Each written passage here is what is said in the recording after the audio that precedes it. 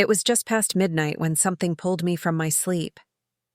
It wasn't a sound or a movement, just a presence. That heavy, invisible weight that fills a room before you even open your eyes. The air felt thick, unnaturally still, as though it were holding its breath. I blinked against the dim light. Moonlight slipped through the blinds in narrow silver stripes, cutting across the floor and stretching toward my bed. For a fleeting moment, I thought I was dreaming, until I felt the mattress sink slightly beside me. Someone was there. My heart lurched once, sharp and sudden. Then I saw him standing at the edge of the bed, motionless as a shadow. "Ethan?" I whispered, my voice trembling somewhere between fear and confusion. "What are you doing up?" He didn't respond right away. His hood was pulled tight over his head, his hands buried deep in the pocket of his sweatshirt. 17 years old, too old to be standing in my room like this. Not since the nights of thunder and bad dreams. I sat up and patted the space beside me. "Come here, sweetheart." "What's wrong?" He hesitated, then slowly climbed onto the bed, careful not to make a sound. Sitting cross-legged, his eyes stayed fixed on the floor. The silence between us grew long and heavy, a silence that said something was very, very wrong. "Ethan," I murmured gently. "Talk to me. Did something happen?" He nodded once, his face pale, his eyes hollow. There was something there, something more than exhaustion. A quiet, aching kind of pain that gripped my chest. "Are you hurt?" I asked. He didn't speak. His jaw tightened instead, a small motion that told me more than any words could. I reached out and placed my hand on his back. "Whatever it is, you can tell me." He drew in a shaky breath. "I messed up, Mom." My stomach dropped. "What do you mean?" Ethan reached into his hoodie pocket and pulled out a crumpled envelope. His fingers shook as he handed it to me. I unfolded it carefully, my breath catching the instant I saw what was inside. Photographs. Ethan appeared in every photograph.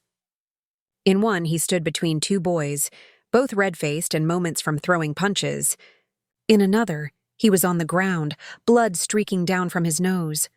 The images were brutal, too purposeful to be mistakes. My chest tightened as I turned them over one by one. "Ethan, what is this?" I asked, my voice unsteady. He swallowed hard. "Tyler invited me. I didn't know the others would show up. I didn't know it would turn into that." My pulse pounded in my ears. "Why didn't you call me?" "I panicked," he murmured. "They would have called me scared." I thought it would calm down, but then Jacob started saying things about Tyler's sister, and Tyler snapped. They started fighting and I tried to stop them. Then Jacob said I was taking sides. He shoved me. I fell. Someone must have taken pictures. "Who?" I asked carefully, trying to hold my voice steady. "Trevor," he whispered. He posted them for a few minutes, then deleted them. But he said if I told anyone, he'd send them to the school. He said it would look like I was part of the fight. The anger came quick, sharp, cold, cutting through my fear. "He's blackmailing you?" Ethan nodded, his voice breaking. "He said I'd get suspended. I didn't want to disappoint you." All the breath left my lungs. I could finally see the fear, guilt, and confusion he'd been holding inside. Heavy, suffocating. Too much for one boy to carry alone. I reached out and pulled him into my arms. For a second, he resisted, then sank into me, just like he used to when thunder shook the windows. "You did the right thing coming to me," I whispered into his hair. "You tried to stop it." "That's brave, Ethan. You didn't mess up. They did," he exhaled, a shaky, broken sound that carried days of fear. "I want to tell the school counselor," he said softly, "but I don't want to go alone." "You won't," I promised, holding him tighter. "We'll go together." He nodded, and for the first time that night, I saw a faint glimmer of relief in his eyes.